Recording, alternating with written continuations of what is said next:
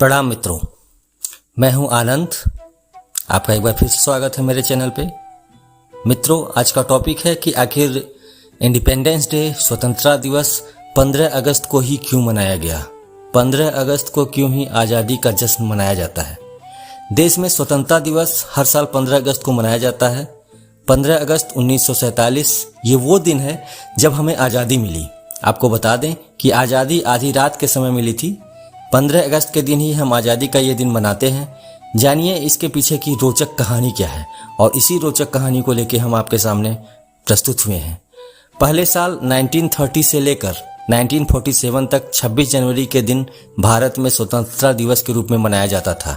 इसका फैसला साल 1929 में हुए भारतीय राष्ट्रीय कांग्रेस अधिवेशन में हुआ, जो लाहौर में हुआ था। इस अधिवेशन में भारत ने पूर्ण स्वराज की घोषणा की।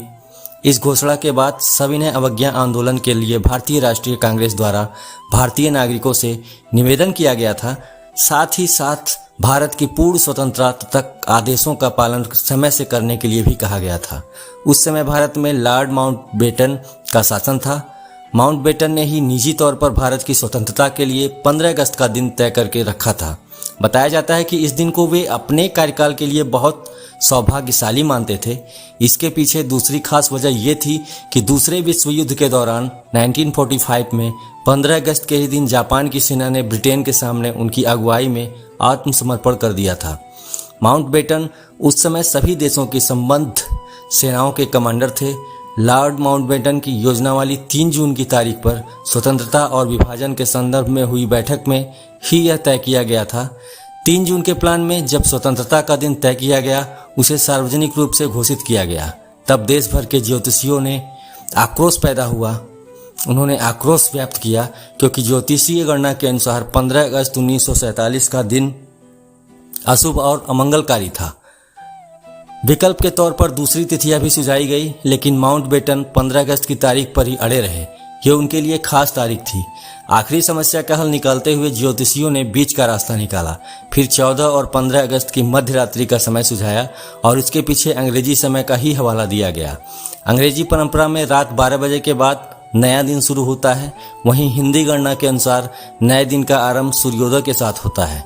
ज्योतिषी इस बात पर अड़े रहे कि सत्ता के परिवर्तन का संभाषण 48 मिनट की अवधि में संपन्न किया जाए, जो कि अभिजीत मुहूर्त में आता है। ये मुहूर्त 11:51 से शुरू होकर 12:15 तक पूरे 24 मिनट तक की अवधि का था।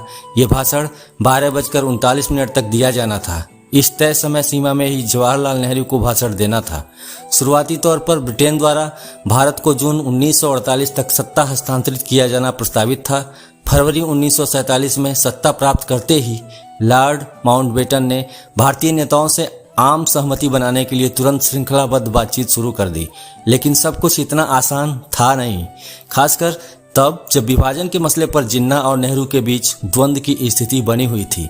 एक अलग राष्ट्र बनाए जाने की जिन्ना की मांग ने बड़े पैमाने पर पूरे भारत में सांप्रदायिक दंगों को भड़काया और हर दिन हालत बेकाबू होते गए। निश्चित ही इन सब की उम्मीद माउंटबेटन ने नहीं की। इसलिए इन परिस्थितियों ने माउंटबेटन को विवश किया कि वह भारत की स्वतंत्रता का दिन 1948 से 1947 तक एक साल पहले ही पूर्व स्थगित कर दे। साल 1945 में दूसरे विश्व युद्ध के खत्म होने के समय ब्रिटिश आर्थिक रूप से कमजोर हो चुके थे और वे इंग्लैंड में स्वयं का शासन भी चलाने में संघर्ष कर रहे थे। ऐसा भी कहा जाता है कि ब्रिटिश सत्ता लगभग दिवालिया होने की कगार पर थी। महात्मा गांधी और सुभाष चंद्र बोस की गतिविधियां इसमें अहम भूमिका निभा रही थी। 1940 की शुरुआत से ही गांधी और बोस की गतिविधियों से आवाम आंदोलित हो गया था और दशक के आरंभ में ही ब्रिटिश हुकूमत के लिए यह एक चिंता का विषय बना था।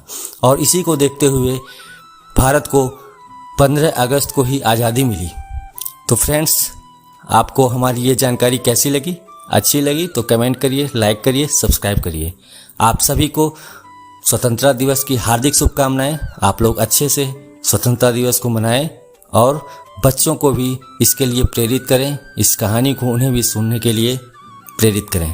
Thank you. Have a nice day.